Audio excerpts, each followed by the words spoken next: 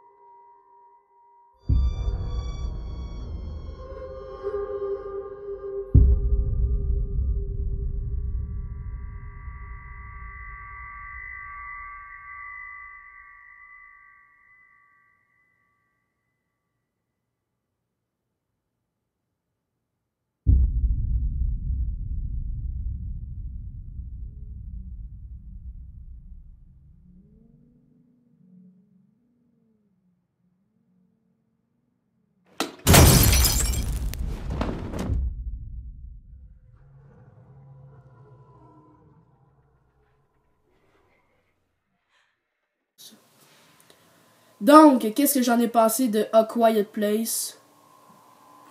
Vous allez voir, gars, moi, Alien, je l'ai adoré, là. C'est presque un de mes films préférés. Mais A Quiet Place, c'est autant bon qu'Alien. On va mettre quelque chose au classe, c'est un film qui fait pas peur.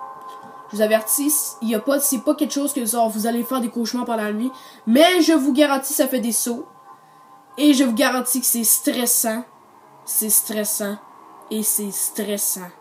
Comme Alien. Ceux qui connaissent, c'est le premier Alien. Moi, je parle le 2, je l'ai pas vu encore. Je sais, j'ai pas de vie, mais bon, c'est pas grave.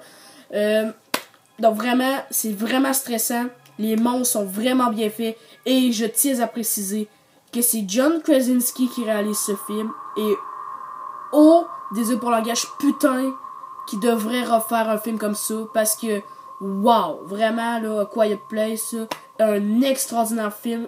Une chance que je suis allée retourner au cinéma pour aller voir ça, parce que oui, effectivement, j'allais voir aussi Bloqueur cette semaine. Je vous fais pas une critique, parce que je parle que le sujet vous intéresse pas trop, mais je vous parle de là, A Quiet Place. Mais wow! En plus, la chimie est très bonne, parce que Emily Blunt et John Krasinski, dans la vraie vie et dans le film, sont un couple. Donc, malheureusement que c'est pas leurs vrais enfants. Ça aurait été plus cool, ça aurait été leurs vrais enfants, mais je sais pas s'ils ont des enfants ou pas. Si admettons il y avait des enfants de la même âge que les enfants dans le film, ça aurait été vraiment cool. Sinon, côté scénario, c'est un film d'horreur qui paraît très original. Je trouve, moi j'ai vraiment pas vu ça.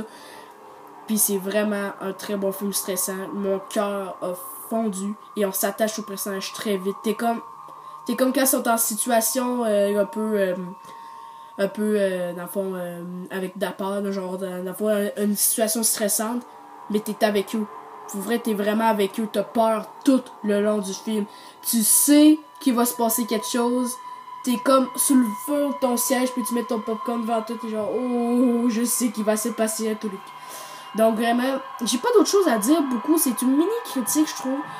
Juste à dire que A Quiet Place, tout le monde, allez voir ça parce que c'est vraiment un film qui va probablement passer sous le radar puis c'est vraiment décevant parce que John Krasinski m'a prouvé dans ce film-là parce que j'ai pas vu beaucoup d'autres films réalisés par John Krasinski.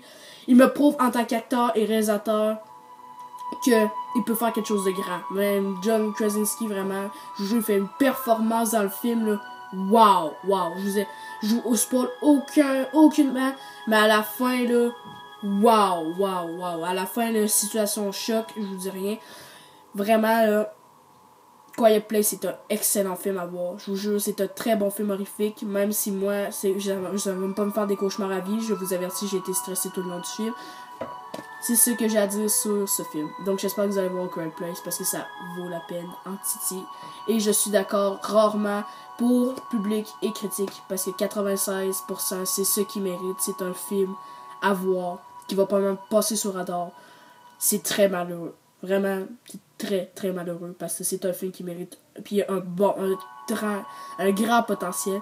Il fait les choses originalement, mais c'est pas quelque chose d'original scrappé à la bourre comme le phénomène de M. Night Shyamalan qui était, moi que j'ai vu récemment, qui était un concept assez original mais qui scrape tout avec la performance moyenne, le scénario wash, tout ça. Donc c'est ça, A Quiet Place, allez voir ça. Donc c'est tout gang pour cette critique, j'espère que vous avez aimé, n'oubliez pas de partager, liker, de vous abonner, en plus on va pour la prochaine vidéo, ciao.